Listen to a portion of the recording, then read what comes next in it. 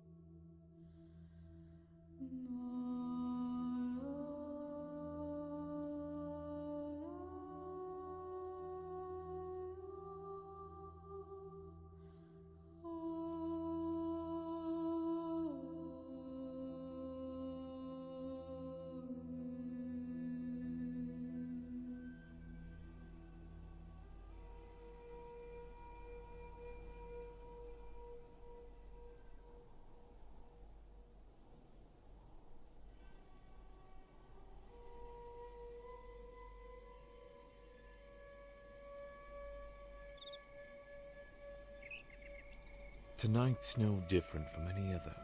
I dream of the same desert, the same boy trekking across its barren sands with his steed until the storm is upon him and he's thrown down into a valley of dunes. I see him helpless and alone, once again half buried, yet I am powerless to help. Thus the day slips by and the first stars begin awakening when he hears footsteps. The boy cries out a single name, and I am overcome with emotion again. Shayara. Where do I know that name from? Why can't I remember? Long after the stars have claimed the sky, he awakens. I awaken. A small fire pushes back against the night chill of the desert. I notice Saba nearby, the firelight gleaming off his pale coat. I was getting worried about you, Khufu. You slept most of the night away. Sitesh, how did you find me? A boy a few years older than me sits by the fire, dark skin casting his thin face in shadow. You weren't that hard to track. You'd be a terrible hunter, you know. Shut up. I laughed, shoving him playfully. You do realize your father's got guards searching the entire city for you, right? They're probably breaking down the door of some old woman's house as we speak. While she's in the middle of washing herself. But seriously, what are you doing out here, Khufu? It's Shayara said. She ran away from the temple when Father decreed she'd be betrothed to Adam. Adam? Your brother? If he finds out she fled, Father will have her executed. Wait. Shayara is to marry Adam? But he's already married, and he's twice her age. It's another one of his cruel tricks, for sure. Test of our loyalty and obedience. Adam will do as he's told. You know him. He's always the dutiful son. But why would Chiara be out here? There's a place we used to go, before Father claimed me as his own. A sacred spring, inside this old abandoned temple dedicated to Horus. Our mothers would take Shayara and I there sometimes to pay respects, but mostly to bathe and swim in the waters. If I know Shayara, that's where she's hiding. I rose to my feet, grimacing. Can you walk? I'll be fine. If we leave now, we should get there just after dawn breaks. Then what are we waiting for? Lead the way, Your Highness. He nudged me, grinning. We passed the night walking a gentle pace through the desert, talking as friends do. We'd known each other since we were old enough to walk, and by the time we could talk we were both as thick as thieves and up to no end of mischief. When it came time for us to work, we both took jobs as water carriers. That's when everything changed. I had been sent to deliver water to the home of some mad old priest named Nabu, when all hell broke loose, and I found myself living in the royal palace overnight, with Nabu claiming that gods had chosen me for some insane destiny or some such crap. But that was another story entirely. Becoming the son of a pharaoh changed everything. Shayara got sent into the care of Hathor's priestesses, all but disappearing from my life until I figured out how to sneak away from the palace and evade my guards. Thankfully, I'd managed to keep Setish close as a royal companion, no less. He was expected to keep an eye on me and see my needs were met. To say he took his role seriously would be a joke. Setish was more of a brother to me than Adam ever could be. Adam, who was another one of our father's runts, picked out from some mines he'd been working in by Nabu to serve the throne. Only Set knew how to enjoy life. We walked quietly through the night, watching the heavens dance in awe, wondering at what it could all mean. Dawn came amidst the swirling colors of a magenta-clear sky, the last stars fading into memory, one by one until an iridescent red sun rose from the underworld, igniting the desert into a world of light and shadows. Setish and I reached the cliff overlooking a hidden canyon before the sun had half risen, the old abandoned temple visible in the distance, buried in the canyon walls. Climbing down in the canyon's cool shade, for a moment I remembered my mother bringing me here as a small boy. She told me a great river once ran through its gullies, before the pharaoh had diverted its water to irrigate the lands to the east. As we approached the temple, I felt tiny by comparison. The old stone facade seemed fashioned by the gods themselves. Two huge statues rising from the cliff face, carved in the likeness of the hawk god Horus himself. They each flanked the temple's elaborate entrance, a crevice stretching into the darkness. Great Ra! What is this place, Khufu? I've never seen anything like it. It was a temple built over a spring which fed into the waters of this canyon. After my father dammed the river upstream, the nearby settlements had to be abandoned. The world forgot about this place. Setish's voice echoed off the canyon wall, receding into the distance. An eerie silence followed in its wake, devoid of life. Not an insect or bird dared disturb the sacred place. Let's head inside.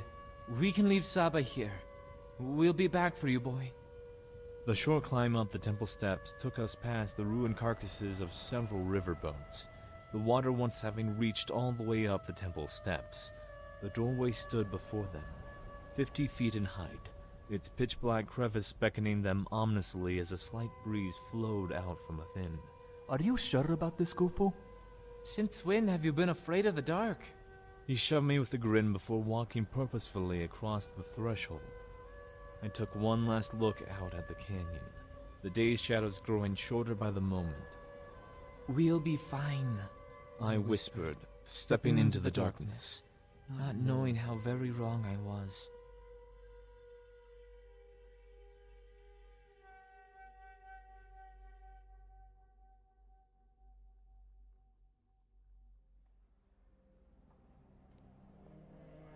I rushed through the cobbled streets, the dark sky burnishing into a saffron velvet along the eastern rim, the stars fading one by one, brought to slumber by the coming dawn. The streets were already growing busy, a horse and carriage passing by. I saw the dark smoke of factory chimneys in the distance, the city beginning to awaken to another day of industry. I still marvel at the ingenuity of man, a feeling that mixed with an inescapable horror is the way they pillaged the land, ignorant of the suffering they wrought upon nature. So much had changed in the past few thousand years. It could be disorientating at times. If I concentrated, I could still hear the green whispering around me, the murmur of a distant, all but forgotten brook. I recalled the vision once again as I turned the corner of the main boulevard. The Gotham Opera House lay ahead of me. Its imposing Gothic facade stood tall above much of the city. Great columns rose along the front, filled with statues of angels and demons, staring ominously down at the urban sprawl in judgment. Turning to an alley beside the Opera House, I recognized it immediately, seeing the same cobbles, the same walls, stretching into the darkness. Police officers stood at the alley entrance, clearly guarding it. I reached into my dress, thankful I'd remembered to bring my medicine pouch, and poured a particular finely grounded herbal mixture into my hand as I whispered an incantation. The officers stared at me intently as I approached, thick bushy eyebrows frowning in consternation. He stepped forward. Miss, I'm afraid you can't. I blew the powder into his face. For a moment he struggled, before breathing in. Then the spell and herbs did their work. His truncheon fell, forgotten to the ground, and the man slouched in posture, his mouth gaping in stupor, eyes staring without awareness at the ground. It would only last a few minutes, and be unnoticed once he came to his senses. I had to hurry. Rushing down the alley, I experienced intense déjà vu. I could feel the young man walking those same cobblestones, his drunken feet stumbling about as he hummed a little tune. As I turned the corner, I felt the phantom pain of that cold, hard knife whipping through my throat. Sam's throat. I shook it off and stared at the bloody ground, the bodies already taken into custody.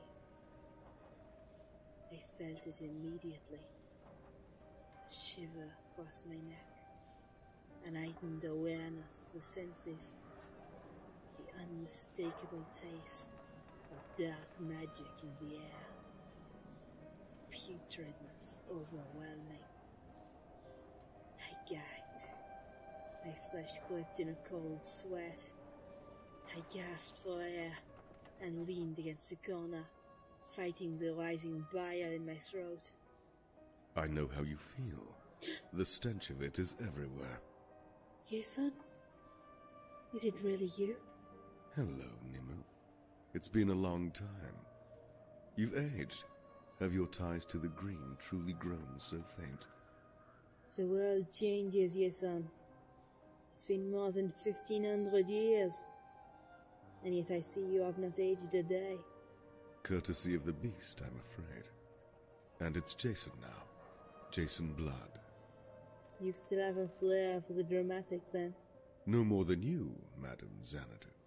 You've been watching me. But how did you find me? And what are you doing here? We never lost you, Nimue. He made sure of that. I've been studying magic for centuries. I've learned to read the signs like you. When one of my wards broke tonight, I knew powerful magic was at play. and came to investigate. He's still with you? You haven't changed, have you? Yes, he's still here. I can feel him trapped inside me, a coiled serpent waiting to strike. Even now he claws at my mind, desperate to reach you. Then the curse still binds you as one. Indeed. My father's magic still ties the beast and I together, until I find a way to be free of him once and for all. But enough of the past, Nimue. I take it you had a vision of this place. Yes, I saw the murders, but the perpetrator was hidden from me. Now I know why. I've never felt such magic before, Jason. Something terrible has come to Gotham. I know. I feel it too. Perhaps Etrigan? No, do not speak that vile name to me. I will not summon forth your pet, nymph. For better or worse, we are alone in this. Very well, but we have to stop them, Jason. Nothing good can come from this. Whatever design is at work, we must put an end to it, before it's too late. We may not be enough this time. So we must find others to help in our quest. As you wish. But be careful, Nimue. Whatever moves through the shadows of Gotham may already be aware of us. I'll find you when I know more. And with those words, Jason Blood turned around, abruptly walking away, his long coat billowing in a sudden breeze that sent a shiver through my skin. Jason Blood. At long last he had returned. Perhaps I'd finally see him again too.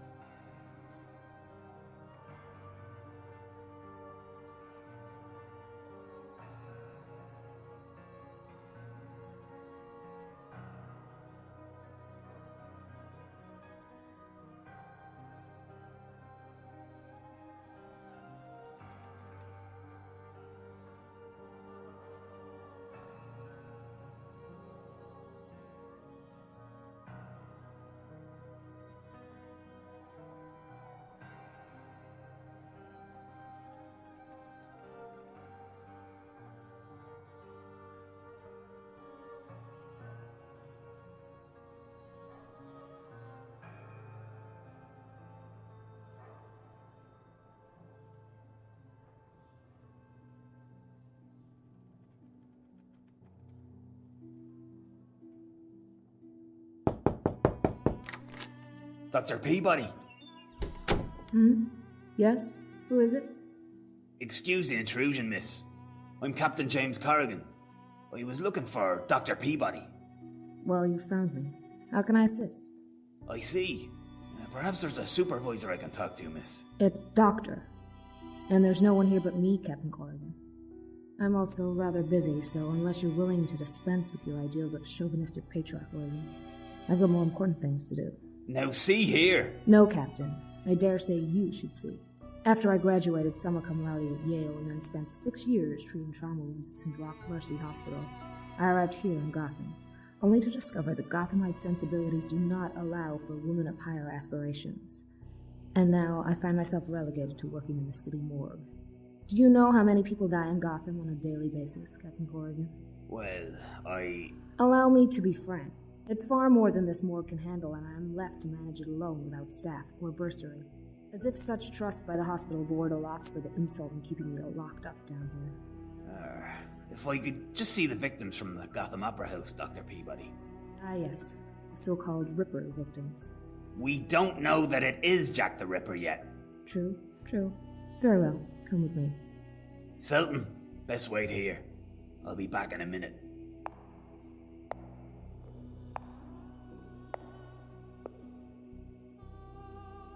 Here they are.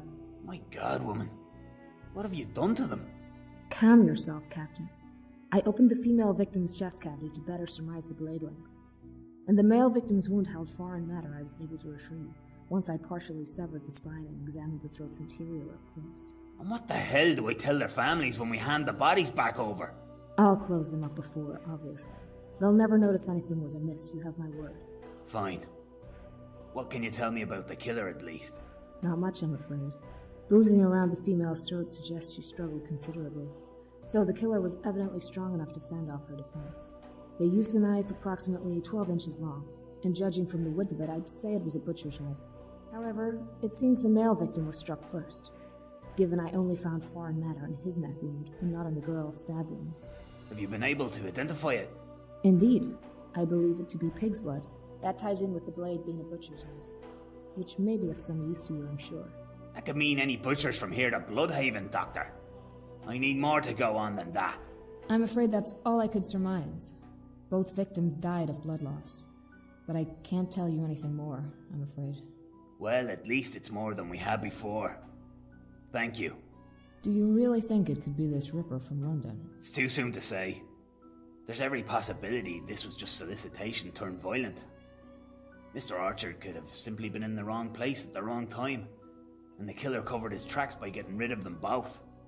How easily you assume she was selling her body, Captain? From all accounts, she was a prostitute, Doctor. If you'll forgive my vulgarity. I have to follow the most logical explanation.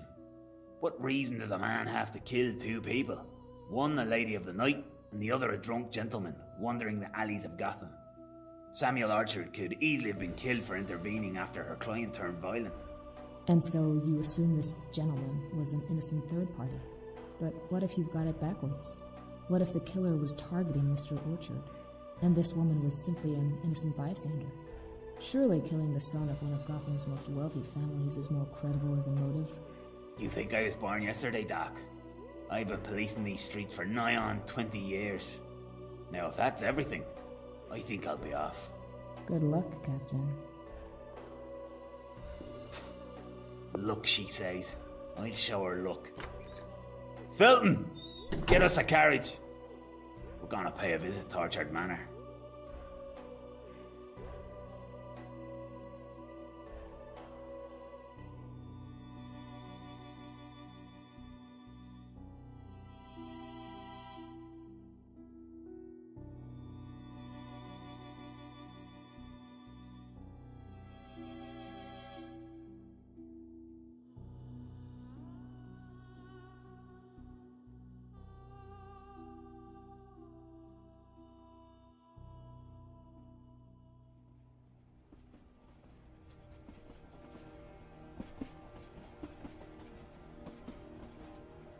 A dark fog billowed through the carriage, an eminent presence filling it with a foreboding chill. For a moment, fear paralyzed me, my heart frozen with an inescapable terror before I found the courage to stand up and look deeper into the fog. As I did, I noticed a larger set lady in a nearby seat stir. Peering into the darkness, I was trying to make something out of the eerie shadows when the night sky's clouds chose that particular moment to part. A bright full moon, catching the train as it crossed a tall bridge, the low moon igniting the carriage in a silver glow. In the carriage's gray fog, a sword gleamed as it plunged into the neck of a sleeping passenger. Suddenly, the woman I'd noticed stir moments before began to scream. Her eyes witnessed to the same blood-curdling horror as my own. The carriage came alive with panic all at once. A group of black-clad phantoms stepping out of the fog, their faces swathed in dark cloth as they cut through the crop of fearful people, each clamoring to escape bloodthirsty swordsmen. "Hoo-ha-la!" the old Chinaman opposite me shrieked. He scrambled beneath the seat, but his case was too large to fit into the confined space. "They have found me!" he whispered frightfully, his eyes fixed on mine, filling with a certain dread. He tried again to squeeze his body deeper into the seating's recess. I ducked down between our seats, peering around the corner as the figures continued butchering the fleeing people, their screams ringing through the carriage. "What's going on? Who are they?" I whispered urgently. "Shante Tiuhua! They come for this!" He gripped the case harder. "My God, man! Give it to them. They're gonna kill us all. Shatzu, you not understand. They must not find it. Without thinking, I grabbed the case and ripped it from his arms. Ding-chi, he screamed as I stood up with the case. I have what you're looking for, I called out, my voice shaking with terror. The assassins frozen in unison, staring back at me with dead eyes. Just take it and leave us be, please. One of the strangers stepped forth, a tall, lean man, only eyes visible beneath the black suedes. Kill him.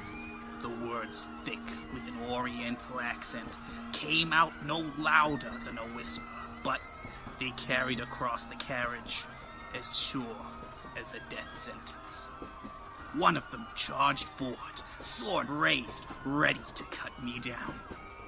Barely on instinct, I raised the case at the last second, the sword cleaving it in two, the blade's tip slicing across my chest.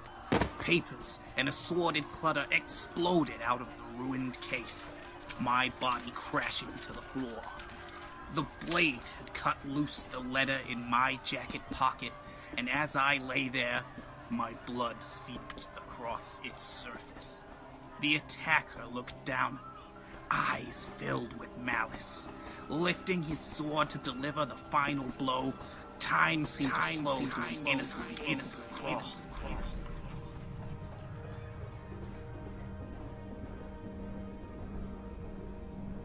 I saw everything with perfect clarity. The old Chinaman, hands covering his eyes with fear, still cowering from his hiding spot, my blood dripping drop by drop from the assassin's blade. The letter half soaked in blood, the last vestiges of Sam torn from me, and I closed my eyes, knowing what came next. Somehow, all the fear washed away in that moment. Everything would be okay now, and somewhere, Sam and I would be together again. In the darkness, green flared behind my eyelids, and as I opened them, I caught the fading glint of an emerald green light. As my eyes focused, I noticed a ring, but one unlike any I had ever seen before.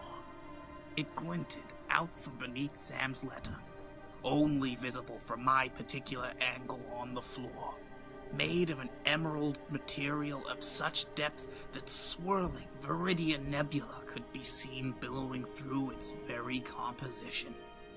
Its carved face held a sculpted circle, stood between two pillars.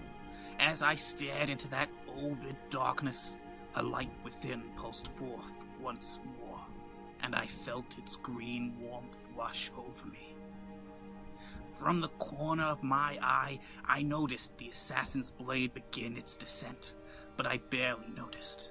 My thoughts were consumed by the ring, and through some instinctual compulsion, I reached out with my fingers, grabbing desperately for it. If you're lucky, there's a moment in your life when you realize that this is your path, that you are in the perfect moment, at the perfect time, traveling towards a goal you can't fully see or know, but one you can trust in, implicitly. It's a feeling that can define who you become, if you let it take you. That same feeling spread through my body now, a calm assurity of knowing, of believing, a state of mind that brought these paradoxicals into synchronized unison, the cold waters of logic mixing with the fires of creativity, that my will be done. I felt the blade pierce my flesh with a certain tenacity, a scream rupturing from the very bowels of my being, erupting into a hellish explosion of green fire that consumed the carriage in a furious emerald light. My assailant was thrown clear across the carriage, crumpling to the floor, limp.